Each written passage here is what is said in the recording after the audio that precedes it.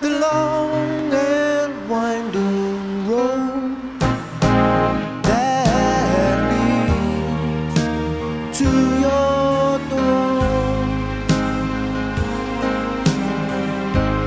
will never disappear. I've seen that road before.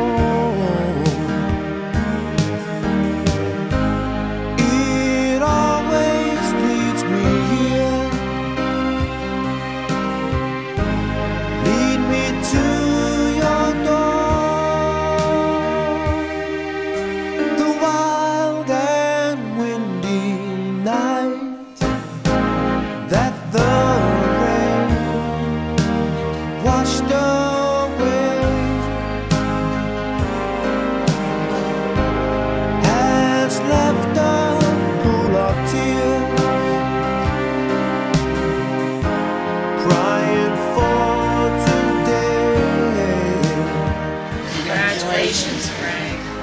Why leave me standing here? Let me know the way. Many times I've been alone, and many times I've cried. Anyway, you'll never know the many ways I've tried, but still they lead me back to the long winding road. You left me standing here a long, long time ago.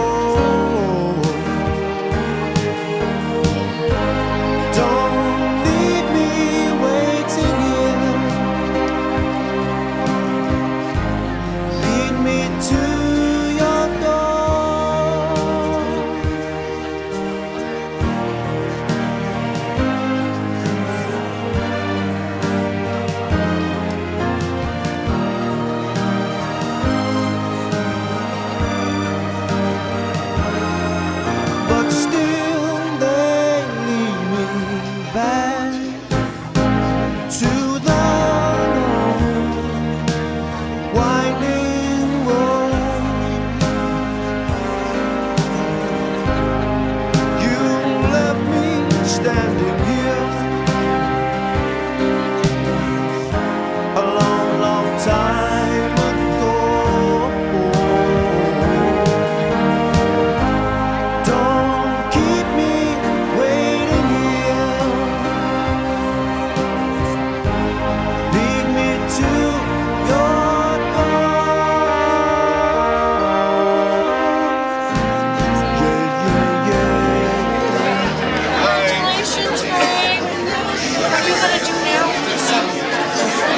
Drive everybody crazy. Find a job. Get out there and get yourself a job.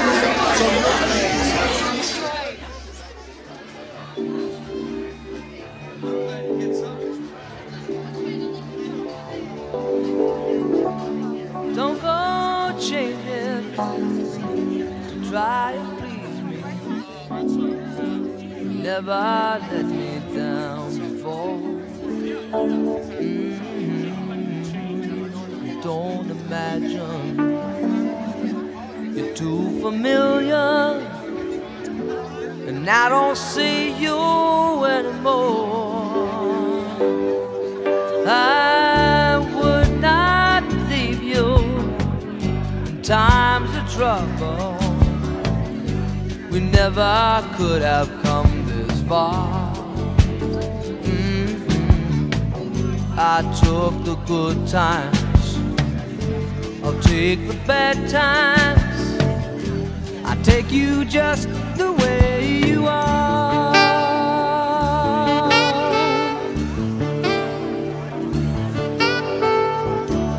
Don't go trying some new fashion. Bridget used to be a PCA for Maryland. And some of that personal care attendant for my son. You always have mine. passion, although I might not seem to care. I don't want clever conversation, never want to work that hard. I just want someone that I can talk to. I want you just the way you are.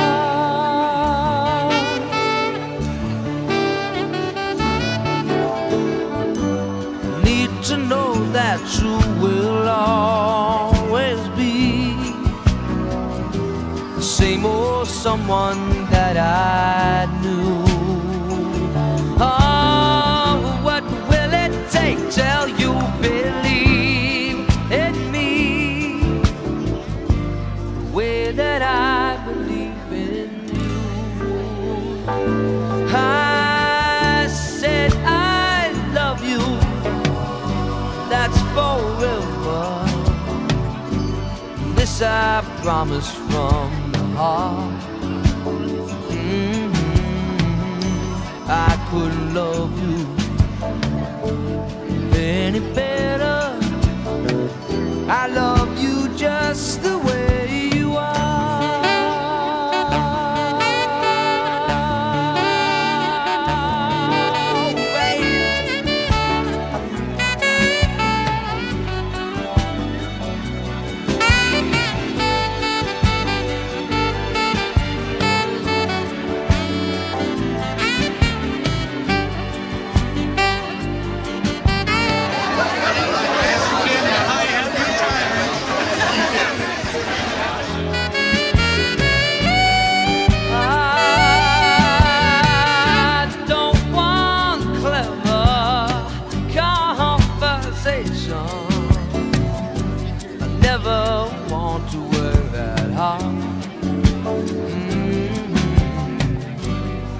Want someone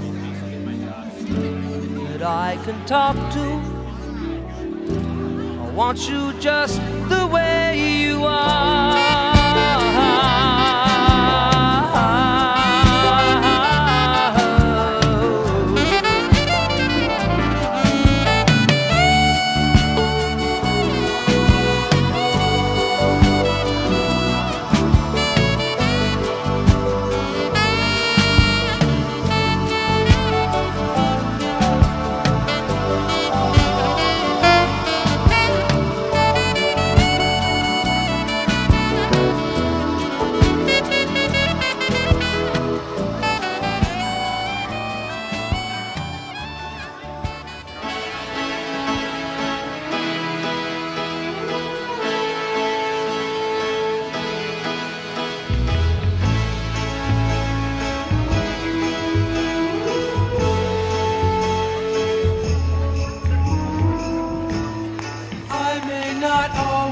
Love you, but long as there are stars above you, you never need to doubt it.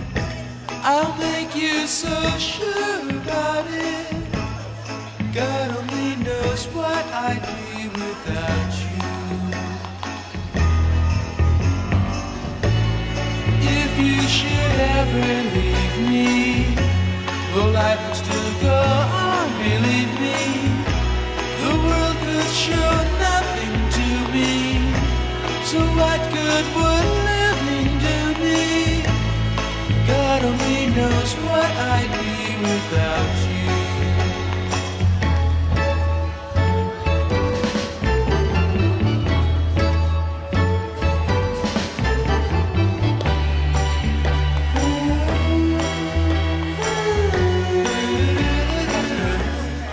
Congratulations, the old Walden crew. Your favorite Walden. Congrats, Frank. You made it.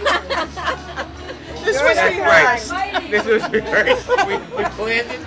The man who talked me into going to DSS. I'm so happy for you, Frank. You've been truly a great friend, and you've exposed me to a wonderful family You've taught me a lot about life, about how to deal with hardships. And I have the utmost respect for you. And you've brought other wonderful people into my life, like Bill and Pat. I just can't say enough good things about you. God bless you, Cindy, Matt, Lee. Enjoy it. Take care. I love you. Okay, Frank, have fun. Enjoy retirement. Thank you for all the good things you did for Kelly throughout her years with DSS. We appreciate everything. Hey, Frank. Every year is one of the years about kind of sorry I wasn't part of it, but I know my husband was. And I wish you the best with your family as you retire. Matt and Cindy, yes. Cindy, I want you to retire next. Oh, yes, Cindy, you go. Enjoy my daughter. Thank you. Congratulations. Hey Frank, I'll always be your older sister. I'll always be older and wiser. But congratulations, you've had a great career. I hope you have a long life. All right.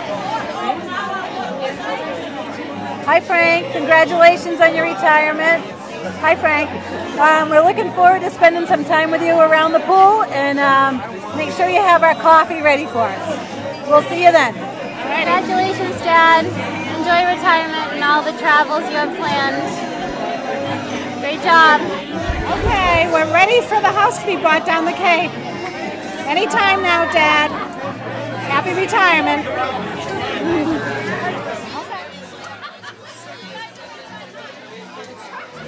Frank, congratulations on your retirement.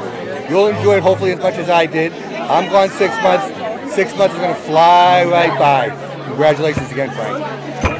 Goodbye. Should we say it now? No, wait till we... Turn around, get in. Happy retirement, Frank. We'll miss you. Oh, wait a minute. I just turned my head. I'm so jealous. I know, lucky bastard. Good luck at the Derby next weekend. I only have 30 more months. That's it, 30 more. Franny, I'd like to congratulate you both, well, for two things. The first thing is obviously your retirement and in this shindig tonight. And secondly, for making it through 25, 30 years of not pissing Johnny Yee's off. And I know you were banned for life, Franny, but Johnny Yee has personally told me that you are allowed back in the restaurant, even though it's no longer there, Franny. You don't come back, Franny. You don't come back. Okay. Hi, Frank. I'm here to celebrate your departure from DCF. I can't believe it's already been 6 years since I retired, and I remember talking to you about this 6 years ago, and you were very steadfast in your plan, so I'm very proud of you that you carried it out. I think that your timing has been impeccable, and I wish you a lot of luck and happiness. Frank, it was awesome working with you. Thank you so much for all that you did. You're definitely going to be missed, and I hope we stay in touch. Good luck, and you already look awesome. Erin, 10 years later. I want to thank you for the many, many years. Oh, I looked up there, okay. Well, obviously, I have failed the camera check. It's Amber, in case you haven't figured that out. Thank you for the many years of your company, your support, your friendly, warm face, the hockey tickets, which we really appreciate, and football games, and go BC. Have a great time in retirement. Bye. Frank, congratulations. You deserve this. It's a great opportunity to enjoy your life and relax. I just appreciate all your mentoring over the years and how awesome things have been. And I really support you in your next phase of life. Congratulations. Bye. Come on. Come on. Hey, congratulations. We're going to miss you. Congratulations, Frank. We'll miss you. It's been real. Have a great retirement. Congratulations. All right, Congrats, Frank. We'll miss you. Will life still go? Hi, Frank. Congratulations on your retirement. We will miss you. Thank you for all your support. You've been so wonderful to us, and we really appreciate it. Enjoy the rest of your time off. Take care. Good luck, Frank. Congratulations. Congratulations. Have a good time. Enjoy your retirement. Thank you. Congratulations, Frank. Best wishes on a retirement. Thanks for all you've done. Hope you play lots of golf and enjoy every moment.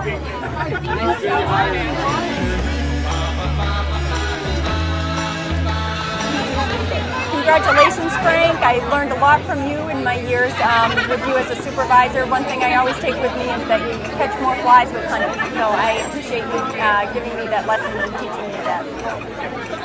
Enjoy your retirement.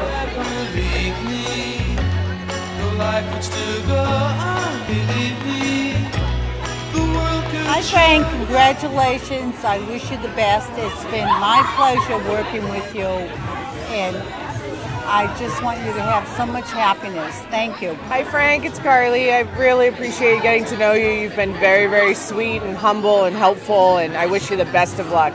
Take care. Congratulations on your retirement. I really enjoyed working with you, and like Jack says hello also. Thank you very much for all the work that you do. Bye.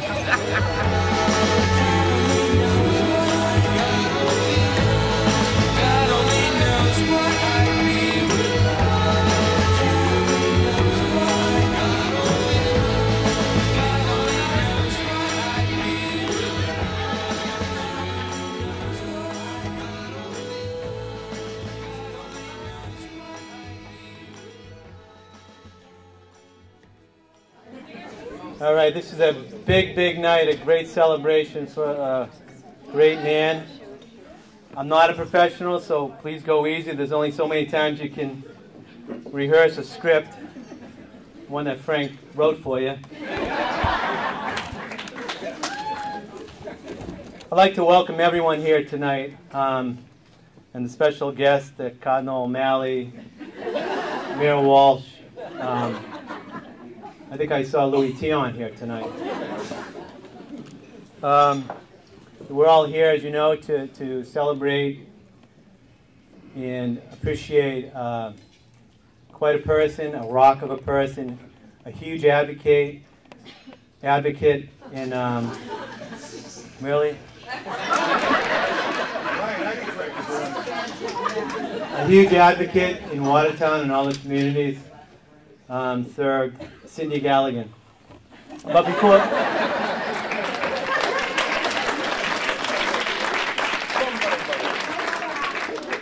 before we do that, we got to give out a dozen or so citations that Frank petitioned the governor for, and then we'll get on to Cindy. So without further ado, I'd like to bring you up, Frank, to sit up here, if that's all right. Okay. All right, without further ado, I'd like to bring up the guest, the honoree, Mr. Frank Galligan.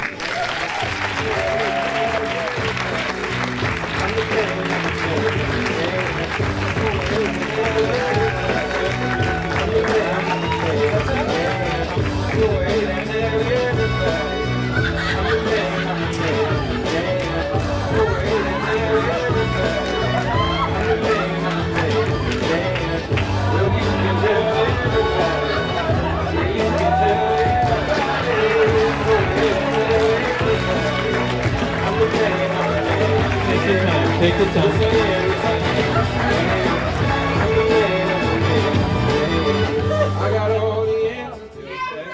Frank, hey! We're in Waltham.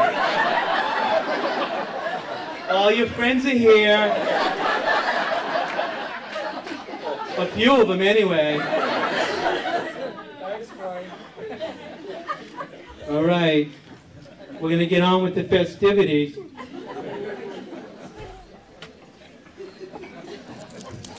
You want your sippy? You want your sippy?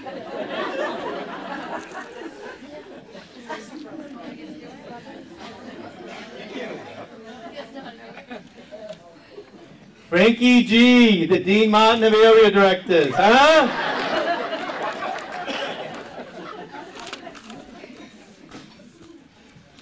You know, I don't mean to suggest that Frank was involved in planning his own retirement party. But let's just say he's been retired for a few weeks now. This is clearly the most Arlington has ever seen this man in 5 years. There is no coastal, Frank. I'll be a coastal.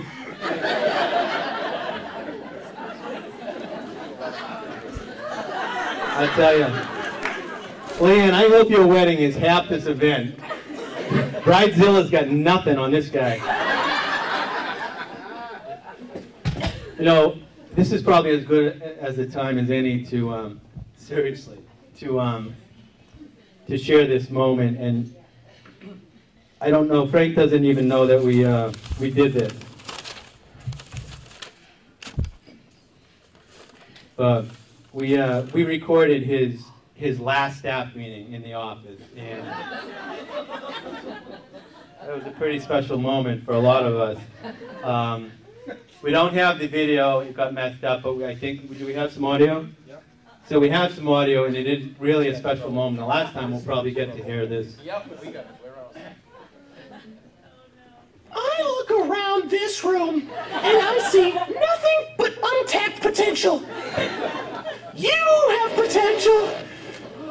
You have... Oh, boy. Geico, 15.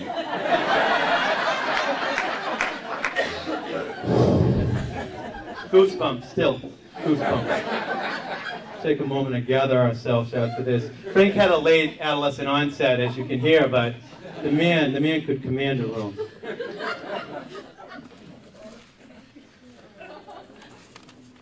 I jumped ahead on you, Frank. But as I said, we've seen Frank quite a bit, even more than Joe most recently after he's retired. I would like to take a special moment here. If you don't mind, just work with me on this. If all the Coastal and Arlington staff, workers and support staff could just stand up for 1 minute as kind of a tribute. Yeah, really, if you could do this.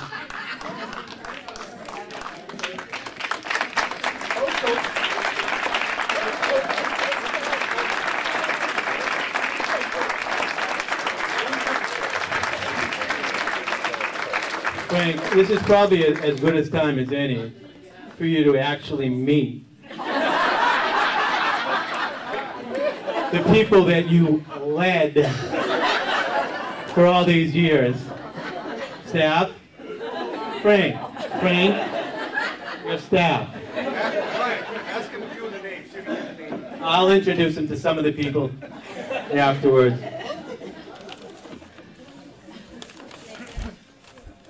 Yeah, there you can sit.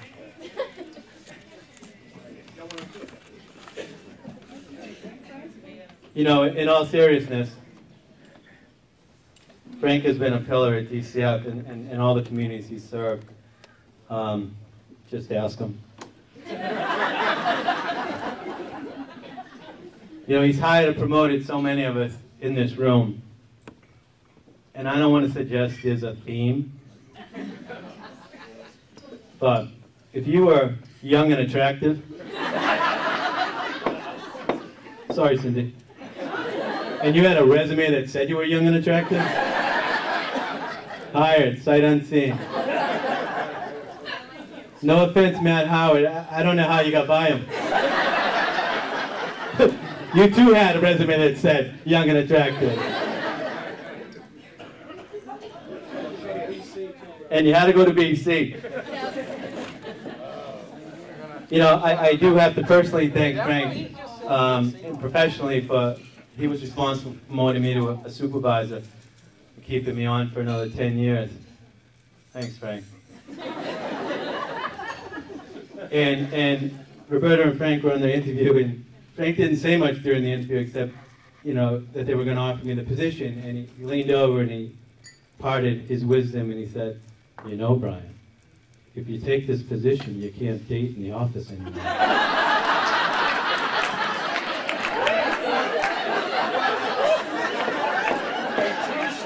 Where's my wife? And I remember I paused for several minutes, and we kind of had this stare off, and then quietly I'm like, I don't know if this is a job for me. However, I shook hands, took the job, and figured this was as good a time as any to get married and have a gaggle of kids. So I thank you for that, Frank. The best decision I ever made. Tracy, the best decision that I ever made. I'm going to finish up here, but I will say this. If you know Frank, no one enjoys a Frank joke more than Frank. And, you know, I've just learned never to listen to what he was saying. And it's almost kind of this little boxing dance he gets. And he gets a little jiggy, and he starts... And since he's been retired, I'd see him around the hall. You know, the office is like a maze. So, oh, shit, there he is. Brian, guy's in Southie, right? Can't find a parking spot. So Frank gets a little jiggy, and he's got a few people, he's loose, and he's telling the joke, and comes in with the punchline, right? And sometimes he comes in twice. I don't know, Fraser down, he's waiting for the... That's good, Brad, I got one.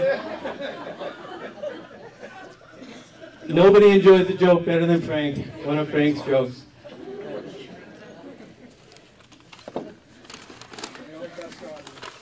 Yeah. I would just like to end on, as far as my position here, I would like to just end on, Frank's been a great friend and a great support to myself and to my family, especially my daughter Caitlin.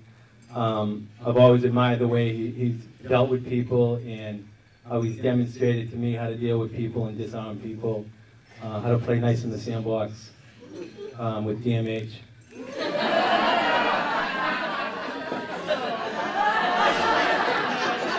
That's why DMH is way back there.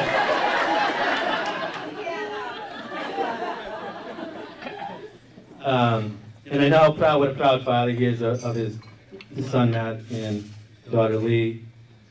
How much he would talk about Lee swimming nonstop. How proud he was, how he lights up when he talks about his wife's skill, and she the same.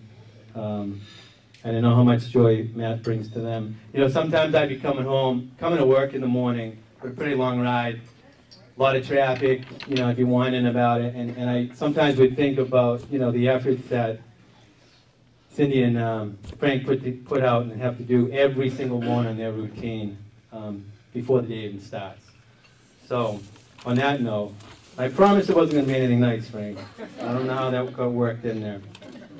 On that note, I'd like to bring up a few people to say some kind words, or anything you want. First speaker is Jim Joyce.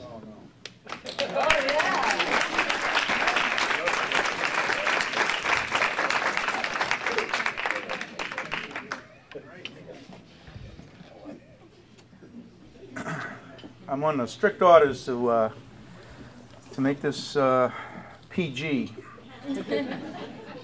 I graduated from the University of Massachusetts, and Frank was a year ahead of me.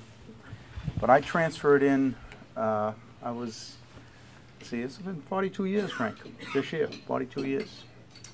So my first experience with Frank Galligan. September, right after Labor Day, my first day at the frat house. Is this on? Oh, here we go. I'm walking back to the frat house. It has a basketball court in the back of it. And Bob Warner is our big star of the house. And I played a couple years in college, transferred in, and I ended up playing one-on-one with Bob Warner in the back of the frat house. It's about 11 o'clock in the morning. I see this guy up in the second floor window. It's almost like, well, you guys all heard about those stories from the University of Massachusetts. They're all true. Franny is like the John Belushi. We are in a frat house like Animal House. This is Belushi. There's two of us playing basketball, and Franny is getting a look at the new kid. He ends up bringing a keg out to the back of the frat house at 11 o'clock in the morning, and by the time we play 2 games of one-on-one, there's 40 guys there. Frank Galligan, I'm walking up to the steps. He's relieving himself and saying, "Welcome to the frat house, Jim. This is TEP class." Tim Mulligan's here tonight, and you know, we really can't follow one another, because these two guys, they really did help me out when I got there. And Timmy's even a year ahead. So Franny's 73, I'm 74, and Timmy had already graduated. Yep. Not too bad, huh? Not too bad for 74. Frank Galligan and Bob Lindsay, who drove all the way from Kent State in Ohio to be here tonight. Bobby Lindsay. And Mulligan, all the way from Springfield. And all the way from the North End. That took me about an hour to get here. Franny had big racing fan, big sports fan, he and Cindy. And just before Matt was born, about 3 days before, we were at a Red Sox game. Cindy's huge, but she wanted to go to the Red Sox game. And Franny and Cindy obviously have a great son. What a lucky guy this is, to be born to a guy that has given of himself for the last 35 years, and Cindy a nurse, and all his sisters. All her sisters, everybody contributed. And I got to tell you, I had 17 years in the DA's office, and we've talked a lot about the trials and tribulations that your office is going through. And I got to tell you, no one has ever done more than Frank Galligan for the office, and he's got the biggest heart that I ever known.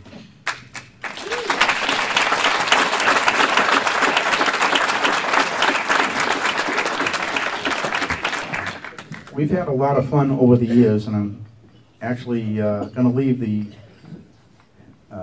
stories for Mr. Mulligan, because he's got a million of them.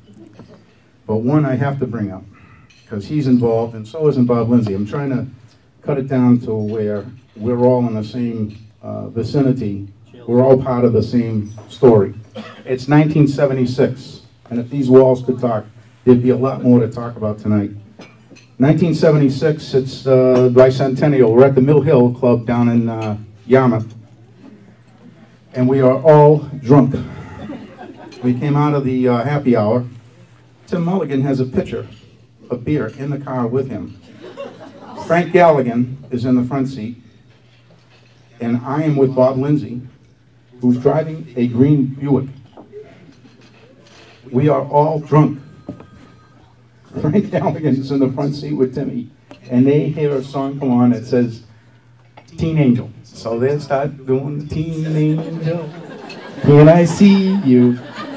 Mulligan hits the gas, hits the back of Bob Lindsay's green Buick, and I'm in the front seat. I turned around and I said, "Bobby, I think a green truck just hit you."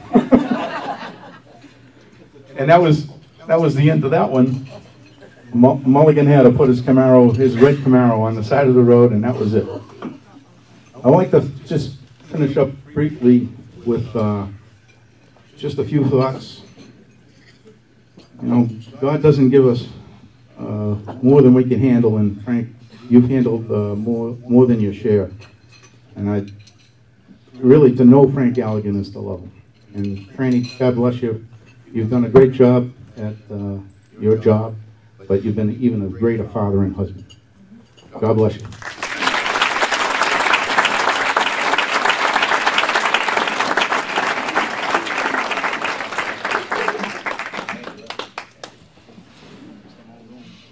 Franny.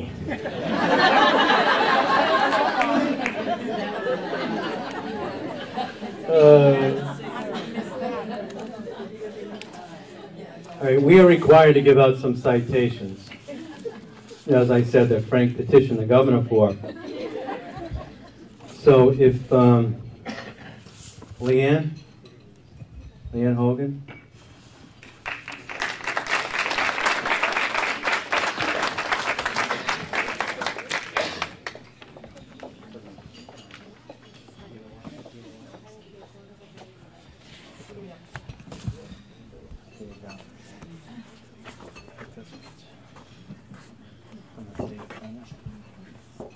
All right, so they choose a foreigner to give you the... I don't know what that means, but I'm here. All right, so...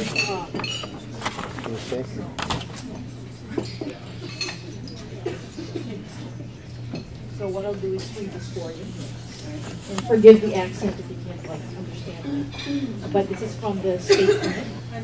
It's an official citation. It says, be it known that the Massachusetts Senate hereby extends its congratulations to Franny Galligan. It says, no, it's a joke. It's Frank Galligan. In recognition of 39 years of dedicated service to the children and families of the Commonwealth.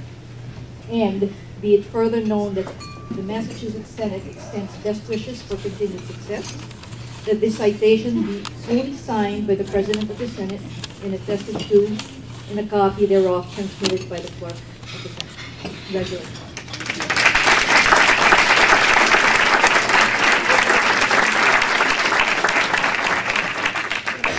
Thanks, man.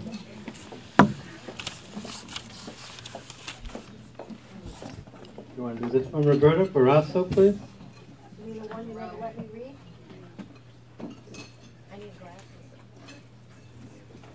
Wow, Franny. Yeah. Where'd these run you?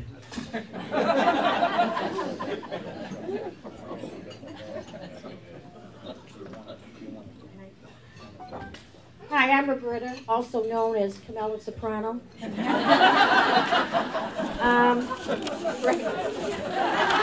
gave me. This is the citation from the House of The House of Representatives offers its sincerest congratulations to Frank Galligan in recognition for your dedicated career in the Department of Social Service and the Commonwealth of Mass. The entire membership extends its very best wishes and expresses hope for all future good fortune and continued success in our endeavors. Dated on 25th of April 2014. And it's signed by Robert Dale and by your friend Scott.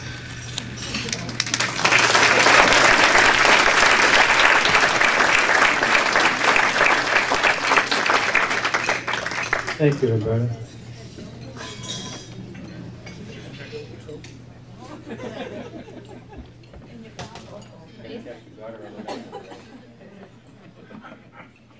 How you doing? I'm in Waltham. You're in Waltham. Listen, if you nod off, we're taping it. Okay?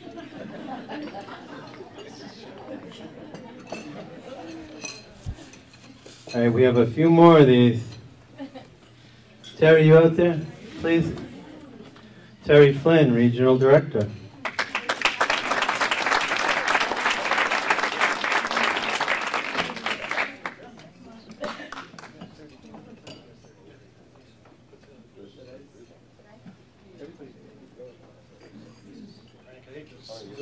I hate to say this, Frank. This is not as important as some people might think. A couple months ago, they gave these to Joe.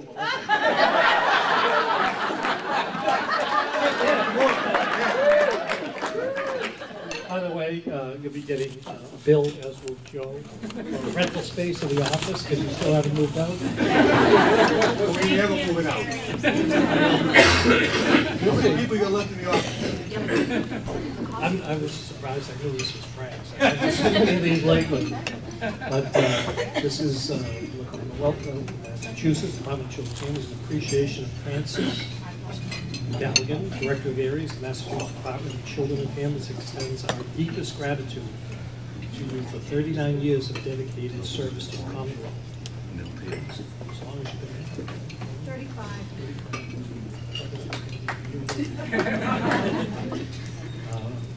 For your supportive leadership, guidance, has inspired us to set new high standards for public sector leaders. First and last staff meeting. You leave a rich legacy for fostering strong community connections, your colleagues and staff, as well as the children and families touched by your inspiration. Today we honor and thank you. Signed, April 4th, 2014, Olga Roche, Commissioner.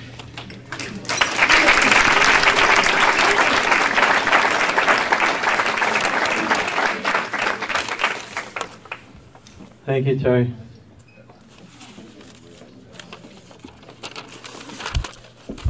Sit down, Franny. We're going to bring up one of Frank's dear friends, Nelson Woodfolk. Nelson, you back there?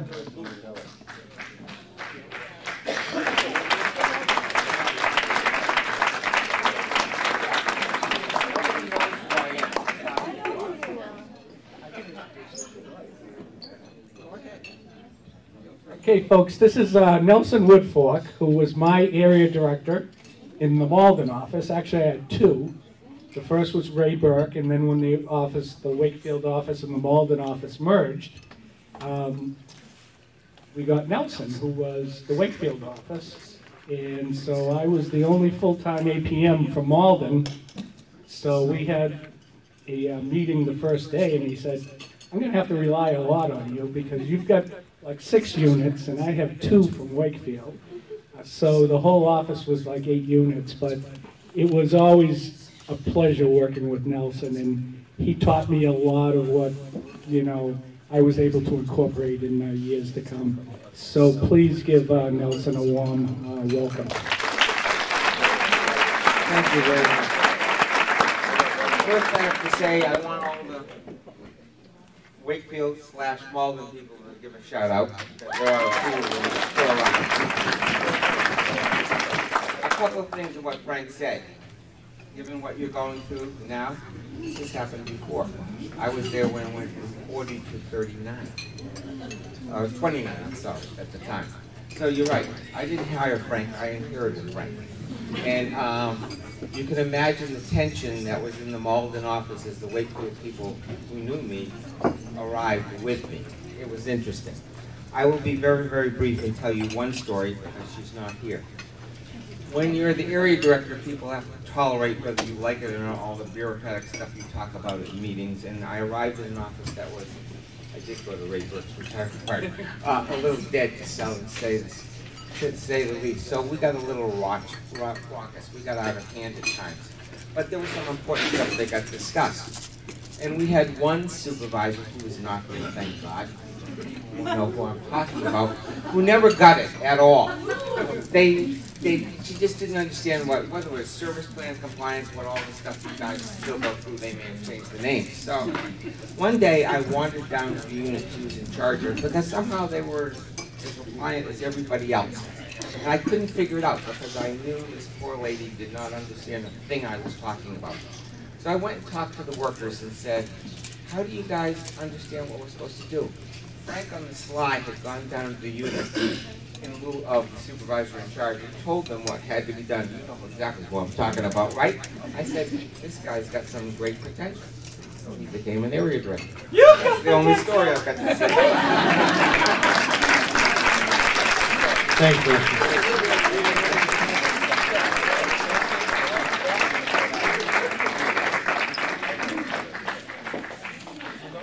Tim, you ready? Tim Galligan, another UMasser.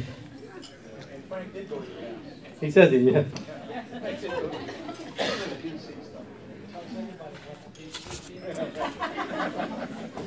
Hello, everyone.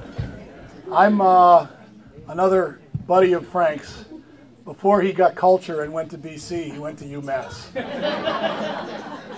And I met him there back in the late 60s, long time ago. Franny was a fresh-faced hockey player from Cambridge, and he now, 40 years later, has still got that impish grin and a full head of hair. Some of us weren't quite as fortunate. I told Franny that I was going to behave tonight. As Brian has mentioned, he was trying to orchestrate this night from start to finish. And I can be a bit of a loose cannon, as you might suspect. So I'm going to try to tone this down as well. But the thing that I absolutely loved is I called the Arlington office earlier this week, and I spoke to Judy McMahon. And I said to her, you know, I'm under strict orders from Frank to sort of make it, tone things down. And she says, do you like your beers like Frank? And I said, why, Judy? Yes, I do. And she said, good. Have a few beers and then tell us the good stuff. So, Frank, this is coming right from Judy McMahon. But, you know, I'm a man of my word, so there are stories that I can't tell. There are. For example, I could never tell the story about the night in 1975 that Frank thought he'd add a little charm to his big, black Buick Electra by throwing boulders at it for a half an hour. That's true. I can't tell that one, though. I cannot tell that. And I definitely cannot tell the story about the time that Eric and Frank, Eric's his good buddy, got themselves a snoot full of 151 rum, went down to the fraternity party room floor, and decided to do stumble and fall with their faces for the rest of the night. I can't tell that story, Frank. That'd be too much. A long time. Yeah, it's about 18 months. We went back for a reunion tour. And I certainly can't tell the time that in the blizzard of '78, Frank decided to call a taxi. Now, he didn't have anywhere to go, but he called the taxi to have the taxi cab driver stop by Cumberland Farms and pick up a gallon of milk because he had run out of milk for the Dirty Birds he was drinking. I can't tell that story. That would embarrass Frank tonight. I had plenty of Kahlua, but no milk. There are a few stories that I can tell, though. They've been approved by the commissioner.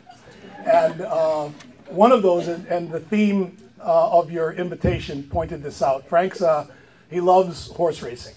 And he's loved horse racing ever since his Uncle Bernard took him to Rockingham Park when Frank was 17.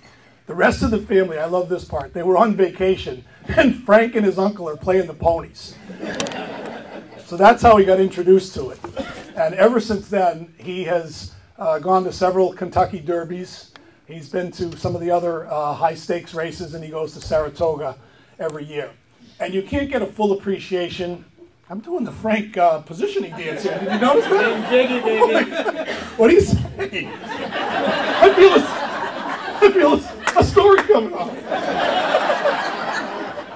I'm getting happy feet, you guys. I might not get off here. Anyway, to really appreciate Frank at the races, you have to be with him. He's got a whole ritual he goes through, and it starts with him buying the daily racing form. And then he'll open it up, and he'll start reviewing the horses for the next race. And he'll evaluate based on the stats that he sees. And so he'll say, wow, that 7-horse. That 7-horse has got good early speed. I'm thinking about betting on that one. You know, the 4, though, the 4 has got unbelievable heritage, great bloodlines, Bold Ruler, so on. The 1, if the 1 gets out of the gate early, I'm telling you that, he's going to go wire to wire.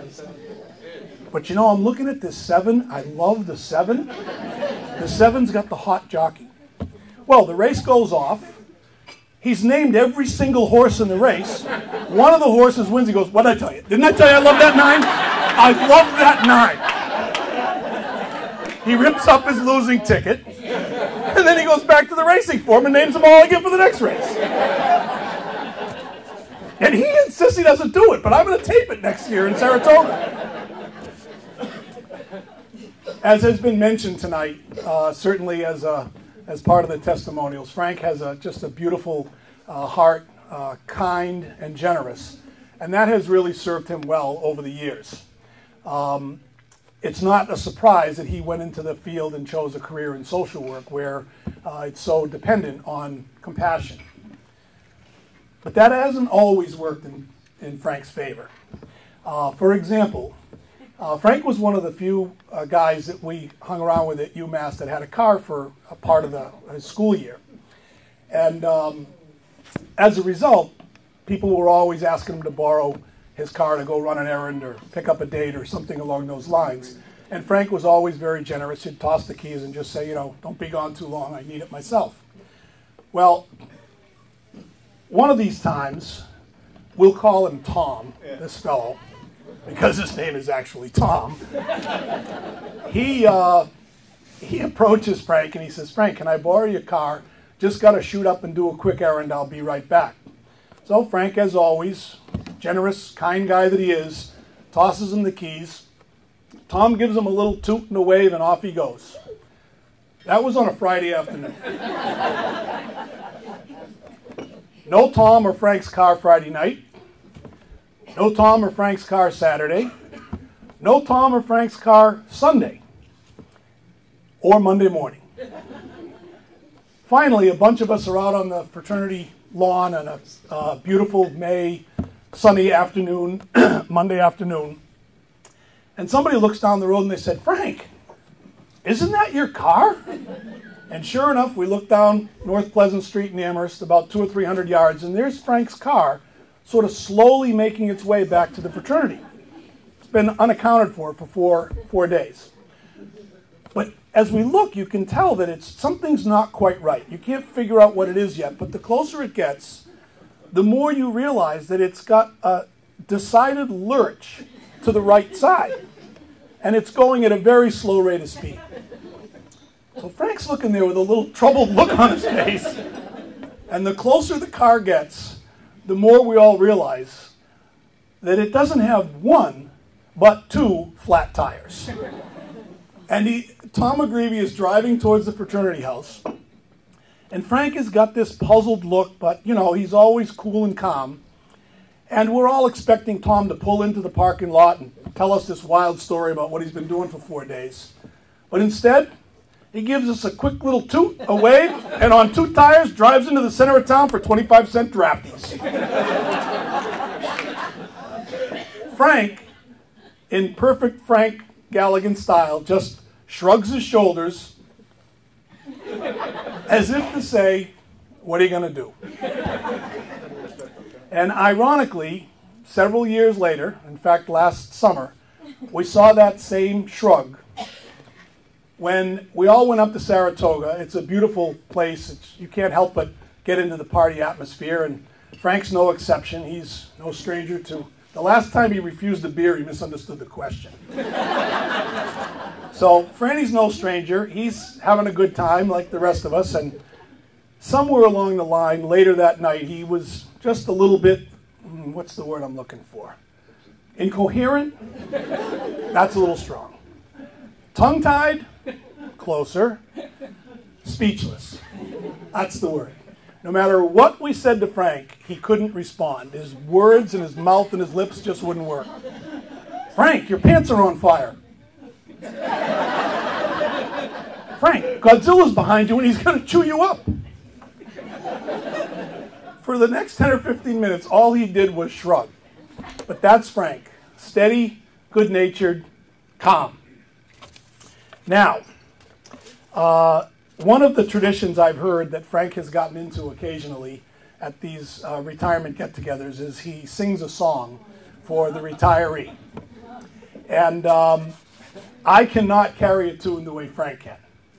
But in the spirit of some of the songs that he's shared with others, I did put a little something together. And I hope it's the thought that counts, because the tune won't be that great. Now, most of you know him as Frank, and some of you know him as Mr. Galligan, perhaps. But those of us that have known him a long time have always called him Franny. To us, he's Franny. So in that spirit, here we go. Oh, Franny boy, the soups are calling. from end to end in hopes that you'll be there to need approval for some overtime and another the okay for teen group care. Oh, Franny boy, the union reps are furious. They're in your office, there are things they need to say. They want more help, no later than tomorrow. Or better yet, let's make it yesterday. Oh, Franny boy, there's mutiny in Arlington. 2 workers quit, another has the flu. Poor Roberta is pulling out her hair, and she just keeps asking, what would Francis do? Oh, Franny boy, they'll miss your steady hand. You served them well, lo, these many years. But now it's time to sit upon your couch, turn on TV, and pour yourself a beer.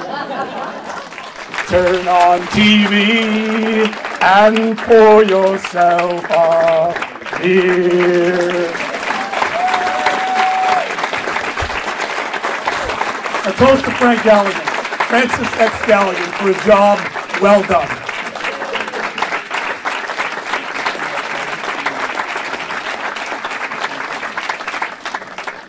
As you folks don't know, is the fact that Timmy worked for the department out in the Greenfield office, doing investigations and assessments for some 30-odd years, and he just retired last, in fact, it was last February, and I went up to that retirement party, so this is a little payback for Timmy tonight, for sure. And, you know, as a worker, he in fact just got called back to do investigations. So he has a 120-day appointment in the Springfield office. And he's working with Leanne in her region. And Leanne promises that she's going to try to get him back over to Greenfield at some point. Yeah. I was actually hoping to get a 120-day appointment too, but after tonight, that's what. That's Dash. That's Dash for sure.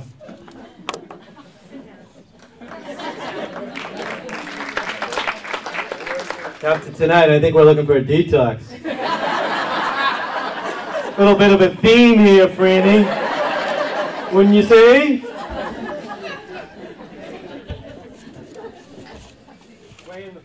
Way in the past, yeah. Tim, thank you. That was awesome. Joe, Papa Joe Valenti. Joey V.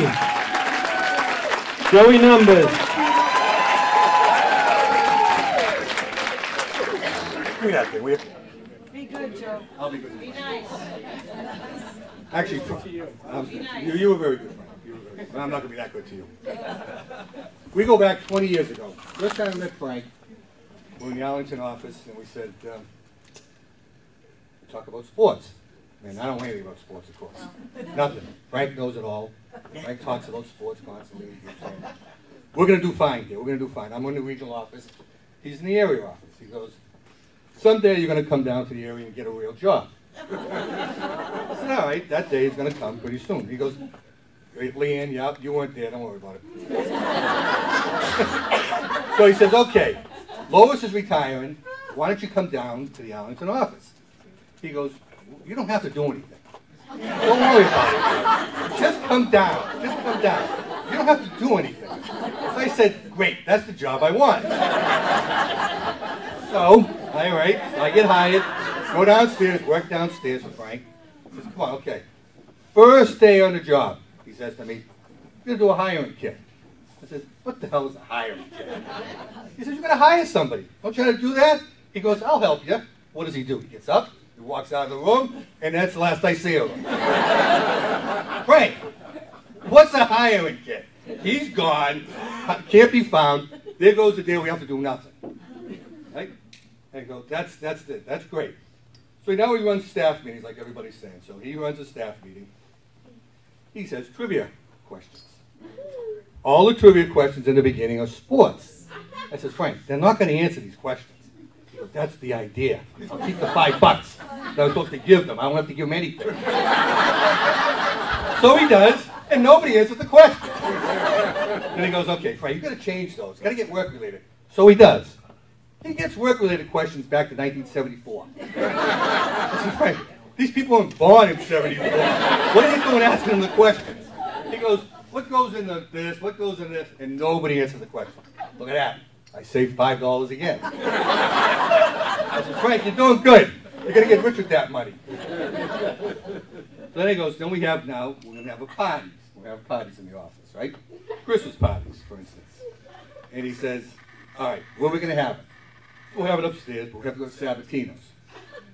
Okay, he's ready for this one. So we go to Sabatino's, and he goes, we're going to have a free lunch. I said, we have free lunch for him. Okay, what does he order? He orders meatballs. Anything on the menu, he orders meatballs. I have shrimp, he's ordering meatballs. And the guy says, have many as you want. I said, Frank, those are $1 each. I have the shrimp. He gives me 2 shrimp. He gives Frank 20 meatballs. And he gets a doggy bag and he takes them home with him. The meatballs. So every party we have to have meatballs with Frank. Chateau, we used to go to the Chateau at lunch on every Friday up the street before it became Average Joe's. What does Frank get? Meatballs. That's all he gets. Now I'm not saying he's cheap or anything, but he has his meatballs. Okay? One day we go to the track. Okay, we go to the track one day. Brian's there, his brother's there. Frank has a few to drink, and he's like they said, he starts betting all these races. I think he bet every single dog in his race, and he wins. And he wins. He starts handing $50 bills out. I said, wait a minute, Brian, this can't be Frank. He goes, yeah, he's giving 50s up. How many drinks did he have? Oh, 5, 6, 7 by then. But that's actually really Frank. He's very generous, hands out 50s to everybody that's there. We couldn't believe it. Thank you very much. I still have that 50, by the way. He does. He has his first communion money. Definitely true. Him and I'm supposed to be telling about you. Then he goes, one more thing, very last thing I'm going to say. Okay, he says to me, all right, we're going to fight for our positions. This is like 4 years ago, 3 years ago. He says, we might be losing our job. I says, what do you mean we're losing our job? Oh yeah, they're putting us, you and I together as one person, one office, 2 offices we have to cover. The area director and the business manager have to cover 2 offices. So Frank gets hired. He gets Coast Weymouth and he gets Arlington. He goes, okay, you have to apply for your job as well. He goes, don't worry about it. Don't worry again. You won't have to work hard again. Don't worry. He said, that's the good news. You don't have to work that hard. I said, all right, what's the bad news? You got to travel 40 miles each way into this job. Well, him and I lasted 3 years. I said, okay, Frank, we got to retire. I retired 6 months ago. He's retiring 10 years. Thank you. And we've been together for 20 years after that. Thank you. Thanks, Frank.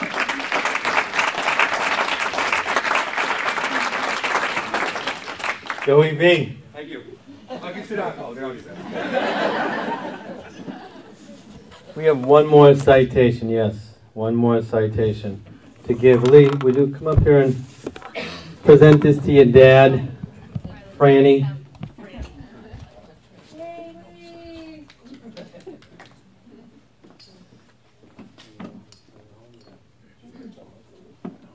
Dad? Not Franny? I'm just looking for your checkbook. This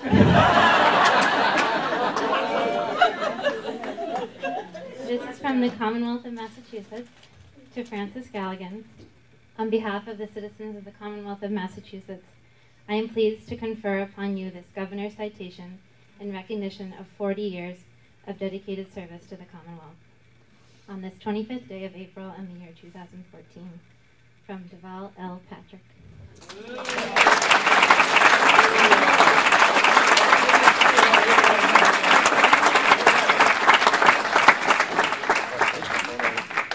Yeah, actually, my good friend Bob Lindsay refers to Deval Patrick as, in fact, they're a little O, as opposed to big O.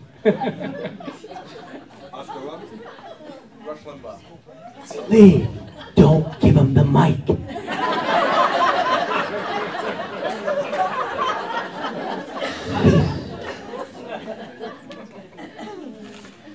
All right, we're going to be concluding soon. Coach.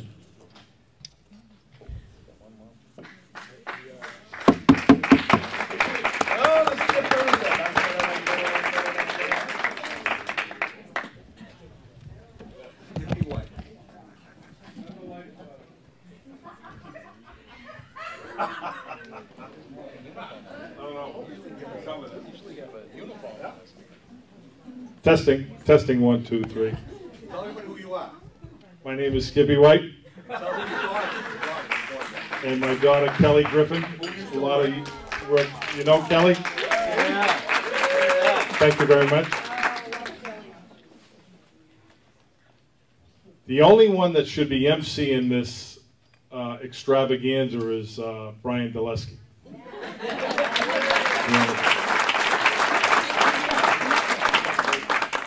We'll just do a little jingle, and then I'll do a little song, and then we'll all leave happy. I just want you to join me in a little song.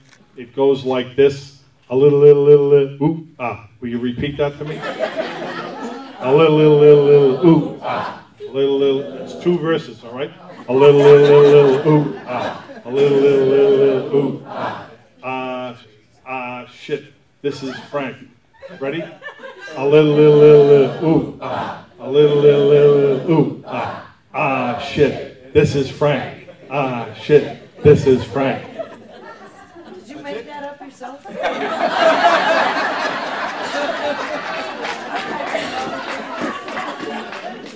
Easy now. It gets better. Frank's on the warpath. Ooh, ah. In your seats, you have to have. Ready? Frank's on the warpath. Ooh, ah. Frank's on the warpath. Ooh, ah. Ah, shit. This is Frank.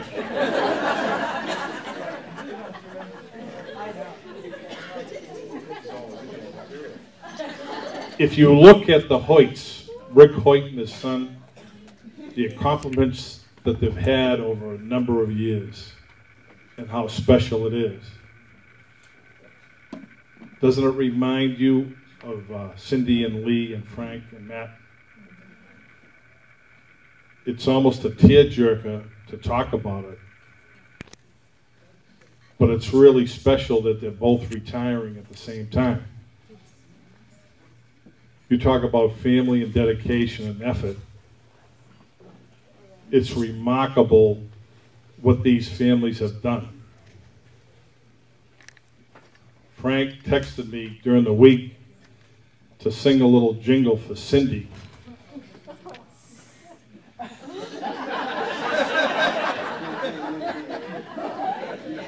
And this is kind of what we came up with. Would you join me? And it goes a little bit like this. Ready? Snap your fingers. Sugar pie, honey bunch. You know that I love you.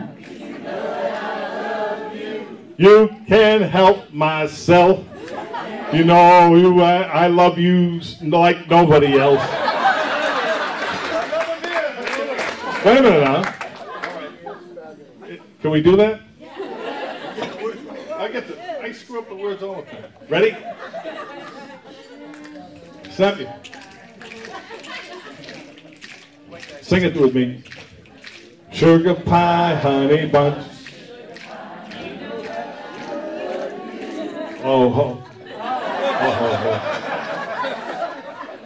Here's the way we'll do it. I'll sing it, you repeat it to me. Ready? On the count of 3.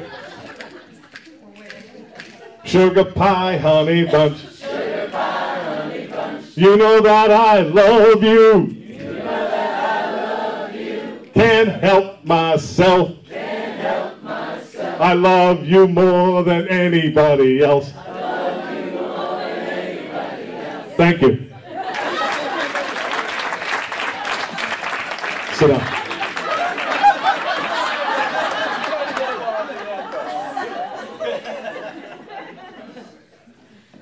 Do we have any Sinatra back there?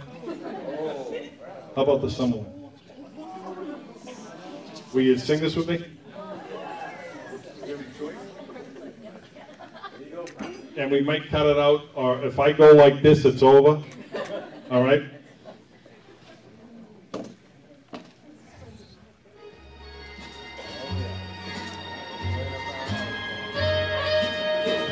To all the ears and to Matt, Lee and Cindy, to all the DSS,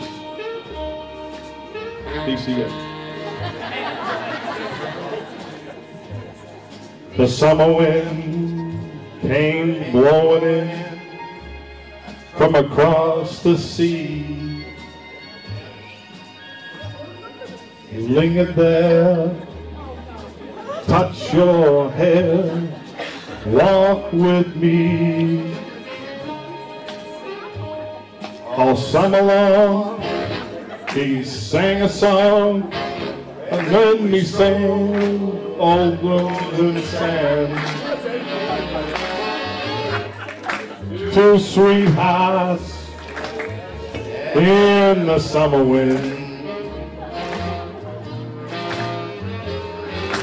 like faded nights, those days and nights, they went flying by. Well, we knew beneath the blue umbrella sky, the Papa Man, one day will go to you.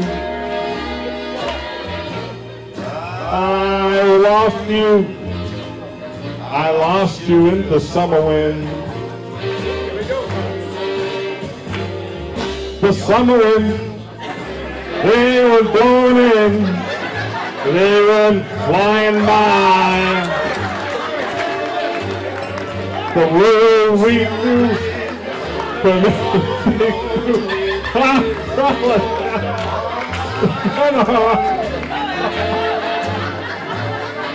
the Papa Man, those lullabies, such a night. Somewhere then I've lost you, the summer wind, the summer wind.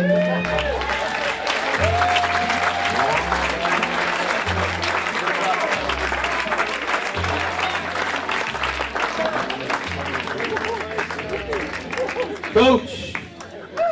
The marvelous one.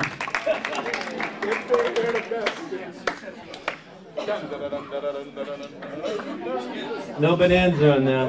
Sorry for that.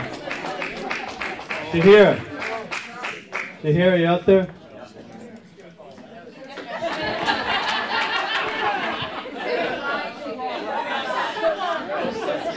How you feel? Christina, careful. Thanks, Brian. Well, I'm very excited to go after this.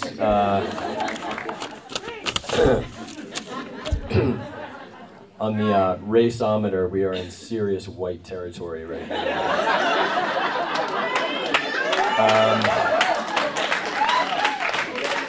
So boy, I hardly know where to start. I was gonna go easy on Frank, and I prepared something, and then I kind of forgot, really, when Brian's emceeing, it's, I really should have tried to cut deep. But I'm gonna refrain. I first met Frank about 12 years ago. I was a clinician at the Road Back, and he was second party on a foster care review for actually one of Matt Stewart's kids. It was also my first time coming to Mystic Street and meeting a lot of the folks here in this room. And it was my first time in the DCF office, actually. And I remember thinking about what a positive experience that was, and thinking to myself, this seems like a really cool place to work. And a few years later, I had my chance to work in Arlington. I joined the lead agency. My Wayside peeps are out there somewhere. All right. I owe Anne Marie a debt of gratitude. She hired me even though I swore at my interview. And her and Shannon reminded me of that. But those years in Arlington were actually some of the best of my professional career so far. And I owe most, if not all of that, to Frank. Let me tell you why. So for those who work in Arlington, I assume you know this, but it bears mentioning, that Arlington is the second best office in the state. We all know that. Hands down, second best. Yeah, it's quite an accomplishment. But of course, we all know Coastal is the clear #1. But you know, Arlington, you guys give us a run for our money. No, seriously, Arlington's not perfect.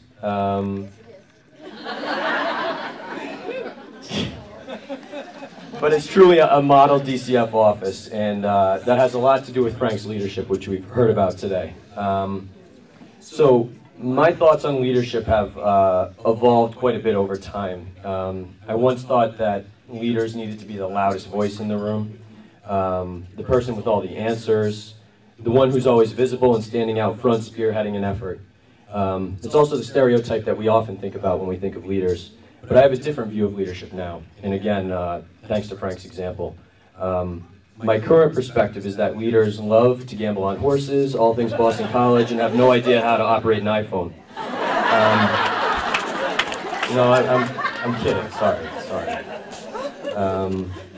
Leaders not always have the answer, and let's be honest, Frank rarely did. But they do know the right questions to ask. They don't have the loudest voice in the room, but they facilitate dialogue and group participation so that every voice can be heard. They grow talent and they develop members of their team. They ensure that family comes first and considers the staff lives outside of work. They get up at 4 a.m. to care for their son, even when they're exhausted. And Frank embodies all of those things. He gave me my first shot at DCF. And before Brian talked, I thought I earned it all on my merits. I guess the fact that I went to BC didn't hurt. And you know, come to think of it, when he offered me the job and he said, "You are a diverse candidate, right?" I should have known. But he's been 100% supportive of me, and I know he has been of all of you as well. I've had a lot of bosses in my life so far, and each has had their own strengths, and I've learned from all of them.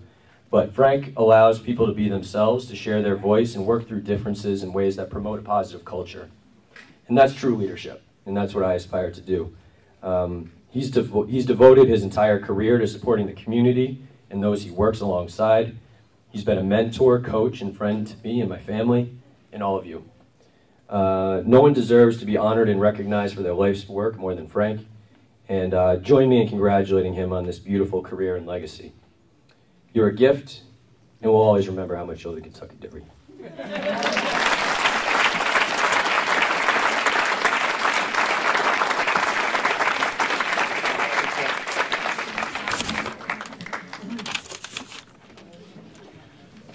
Okay, that's just about it. I don't have to listen to us anymore. I want to give a special thanks to Alberta, who worked so diligently on this.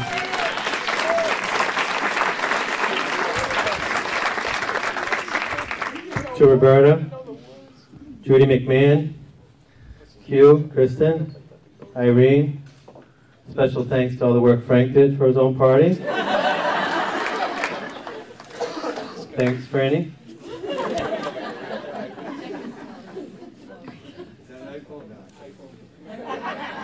I want to thank you all for sharing in this event. Special shout out to Charlie Brock. Frank Galligan, you are the man. Thank you so very much. for everything you've given us. Behind every good man is a very special woman. Without doubt, never fails. Cindy Galligan, thank you.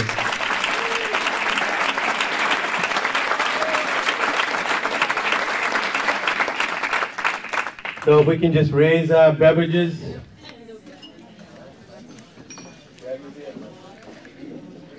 You want your sippy, Frank?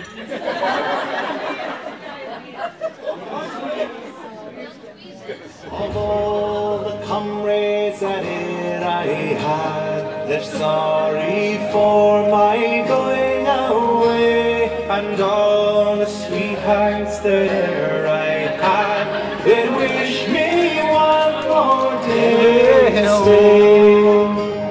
But since it fell into my lot that I should rise and you should not, I'll gently rise and softly call good night and joy be to you all.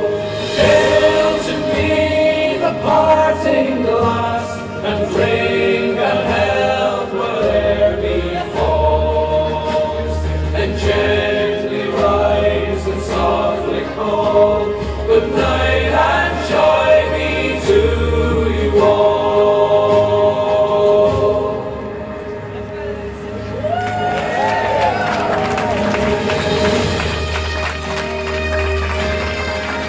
Thank you. Go up and help someone.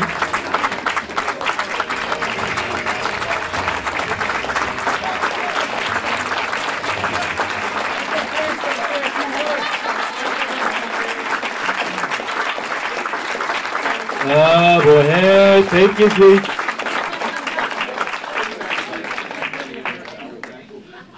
We have one small little item here. Alberta worked so hard to get for Frank's new office.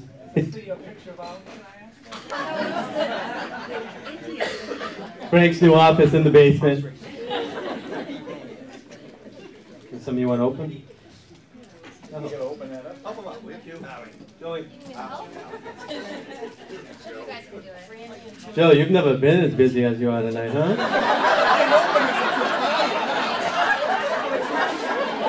Oh, here we go. I can get out.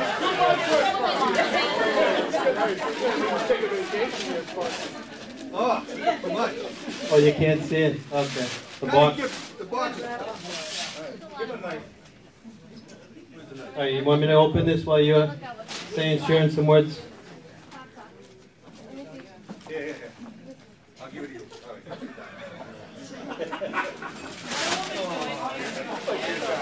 Do it. Open it up. Brian, you got to switch it. Want to help you? No. All right. Ooh. Tie it. Tie it.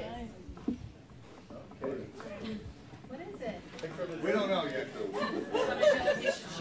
Frank. It's a picture of the University of Massachusetts. No, it's Boston College. It's Boston College. Excuse me, it's Boston College. That's it. That's that window. Thank you very much.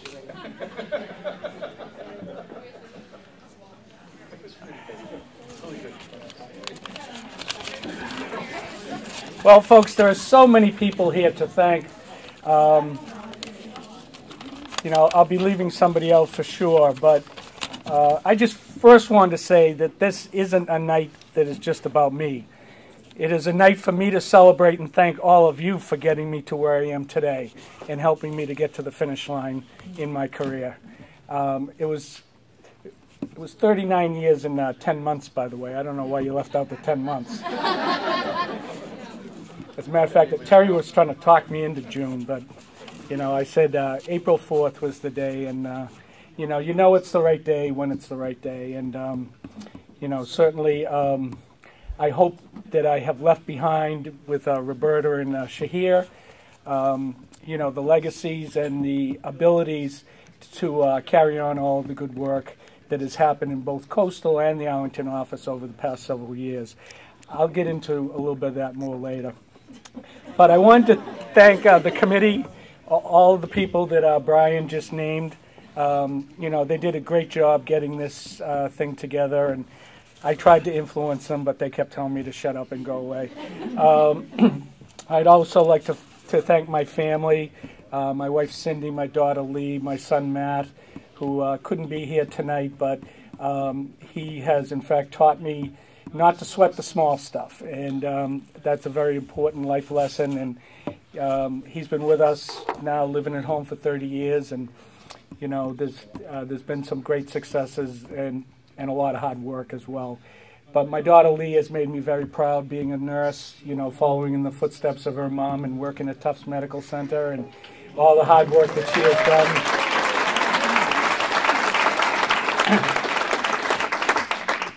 I'd also like to thank all of my family that's here tonight, and my sisters. In fact, there are Betty and Ann and Jean and Eileen and their husbands. I'd also like to thank the great family that Cindy has, her sister Barbara, Linda, her husband Dave, and Sister Marcia, who works at the Boston Regional Office as the ADLU supervisor.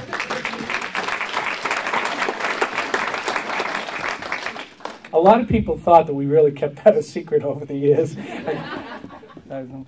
We really didn't keep it as a secret, but you know, we just didn't want to share that with a lot of people because we had different types of careers, and you know, neither one of us wanted to, you know, kind of, you know, brag about the fact that we had, you know, two DCF or two DSS people in the family. So at any rate, you know, Marcia does great work in the Boston Regional Office, and it's great to have her here tonight. There are two other people that I wish were here tonight, and I actually went up to the Mount Auburn Cemetery this afternoon and paid a visit to my parents' grave.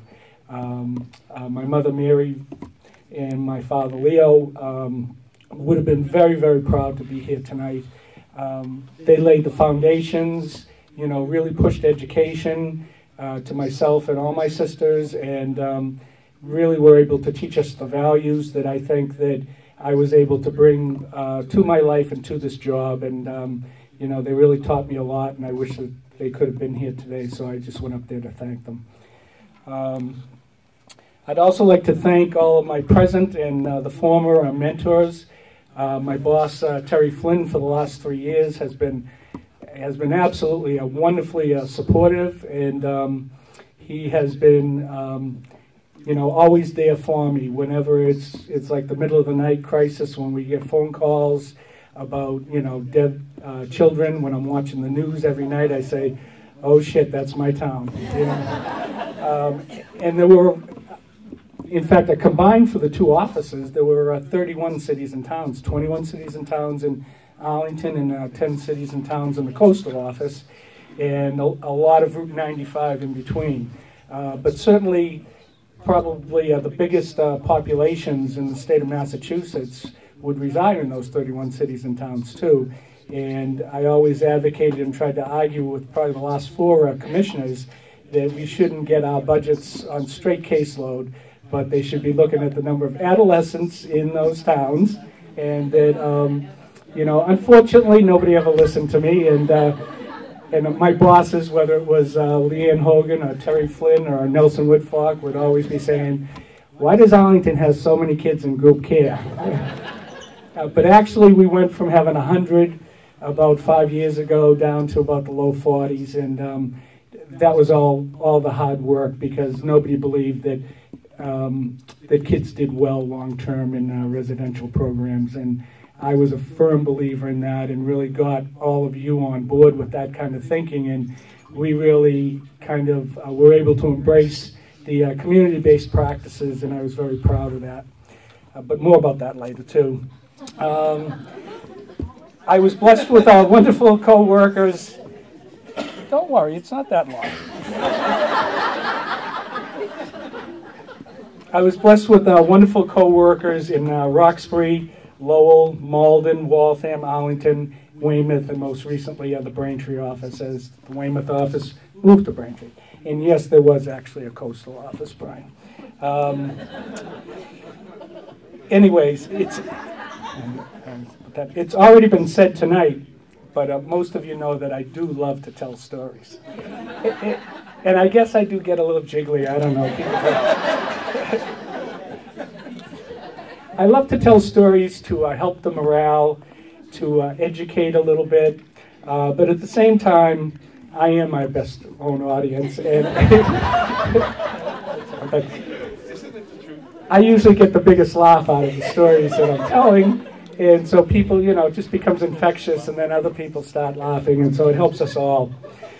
But anyway, I have two stories, and they'll be short, don't worry.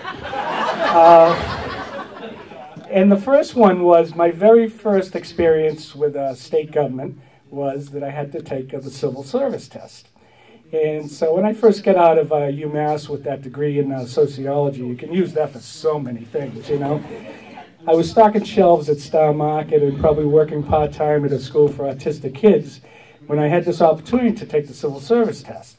So it was on a Saturday morning at like one of the Boston high schools, Boston Latin, Boston English, whatever, and they had hundreds and hundreds and hundreds of people taking this test for the Department of Public Welfare.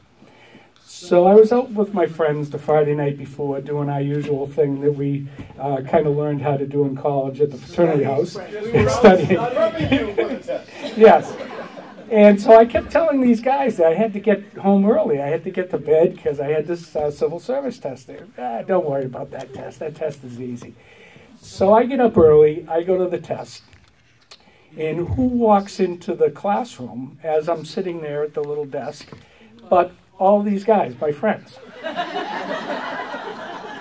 And they say, we came here to try to bring you some good luck. And my mother had given me a statue of St. Francis Xavier.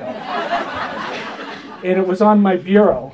And so my good friend Tim Mulligan brings the statue into the classroom and puts it down on my desk as I'm taking the civil service exam. And he says, I thought I'd bring you this for good luck.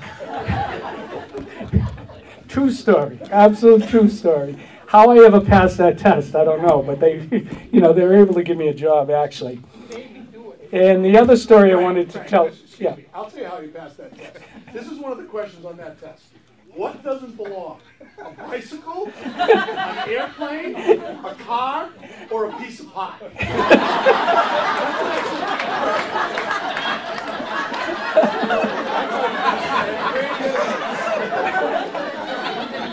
He's going there. He's Seagrass. He's Seagrass. Would you let me get through this, please?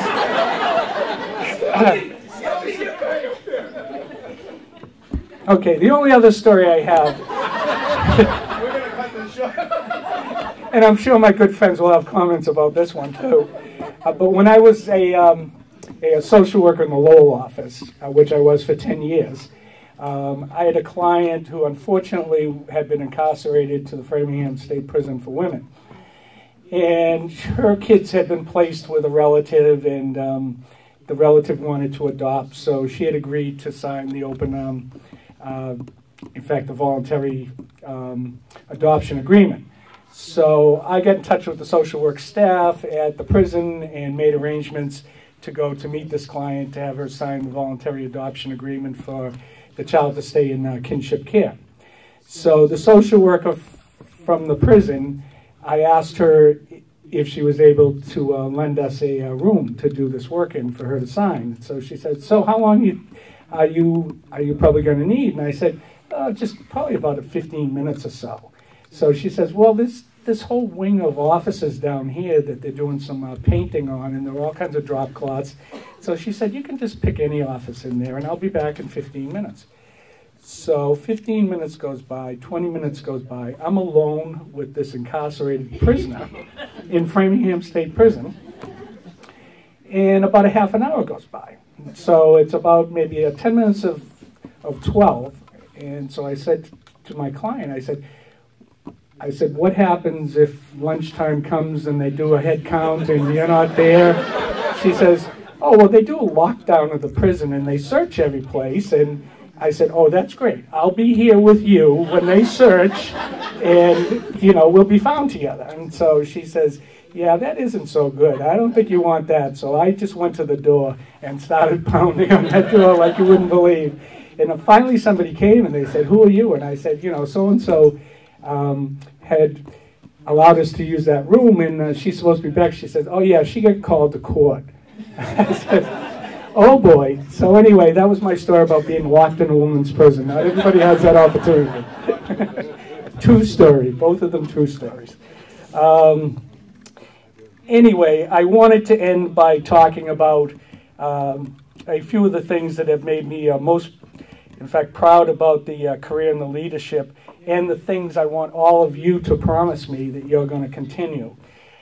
Basically, you know, I think that I always tried to provide leadership with a family-friendly focus, to try to be sure that you had what you needed to make your families be safe, and for you to be able to work the kinds of hours that would allow you the less amount of stress and anxiety in order for you to be able to do your work. And I really hope that both Shahir and Roberta and all the other managers, and I know that Terry and Leanne, you know, we have to do area office operations, but we also need to be as considerate and kind to staff as we possibly can. So it's my real hope that that continues.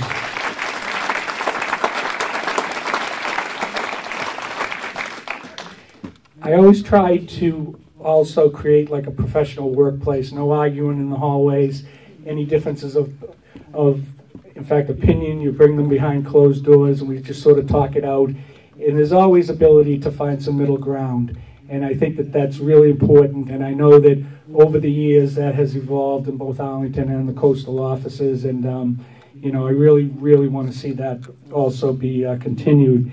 And we can also engage families while we protect children.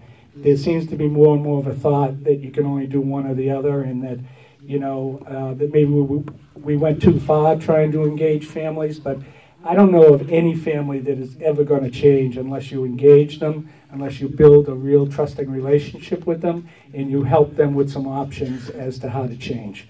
And so I hope that that really continues, because engagement and communication and building trusting relationships are in fact the keys to good social work practice, and that we cannot take children away, in fact, without being mean to the parents. You know, that's something that I've often said to people. We need to be respectful, and even though it's a real difficult job with people who oftentimes aren't very kind to us, you know, we need to set the example, and we need to be able to, you know, be as respectful as we possibly can. And I think that in both the Arlington and the coastal offices, too, I saw that people work together, in fact, for the good of the office, not the good of their unit, not the good of their cluster, but everybody together always looking at what was best for the entire office. And I think that when you get units kind of comparing notes, who works harder, who does more, you know, family resources does this, adoption does that, that doesn't work towards having a really good morale in the office. And I want to be able to see that everybody continue with that focus as much as possible, that we all work for one place, and that we all, in fact, work for each other. And lastly, I just wanted to say that, you know, one of the things that I think is really key to being successful in this really difficult work that we all do is that we oftentimes have to make like assumptions based upon the first few facts that we get. But I want to encourage people to try to look at those assumptions and to verify them, and to try to look for, in fact, more data to come in, and to stay low on the ladder, and don't start climbing the ladder too quick with your assumptions. Because when we oftentimes make those assumptions, we only want to hear information that would make those assumptions come true, and we don't want to listen to anything else that may make us kind of change our mind. So those things are really very important in this kind of work, and I hope that all of you, you know, are able to continue to be able to verify those assumptions and not just hear what you want to hear, because it's more important to try to get it right and to change course and to change our minds if we need to, because the only way that we get it wrong is when we disregard the information that we need to get it right. So I really want to see that continue, and I want people to be authentic and to be genuine in their communications and their relationships. And if you put in an honest effort, you can always get the job done. If you communicate honestly and you really work to the benefit for the best interest of the children. So thank you for helping me over these last, in fact, 40 years. I really, really appreciate it. And I thank you all. I couldn't have done any of this without you. And it's not about me tonight. It's about me thanking all of you. So thank you very much.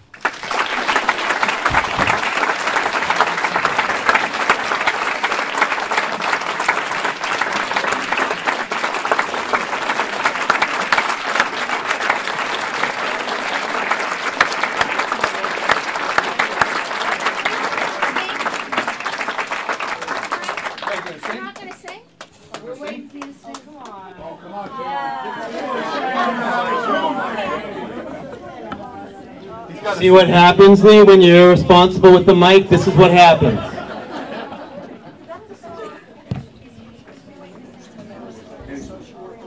All right, any song at all? I guess that we're a little bit overdue here, so. What?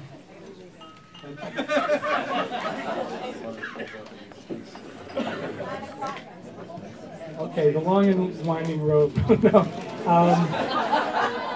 How about Who Threw the Overalls in Mrs. Murphy's Chowder? Who threw the overalls in Mrs. Murphy's chowder? Nobody answered, so I haul it all the louder. It's an Irish trick, it's true. I would lick them, mick that through the overalls in Mrs. Murphy's chowder.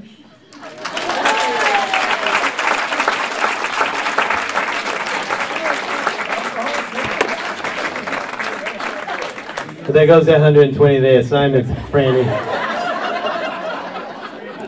Listen, thank you all for coming. That is it. Good night. Thank you. Thank you, Frank.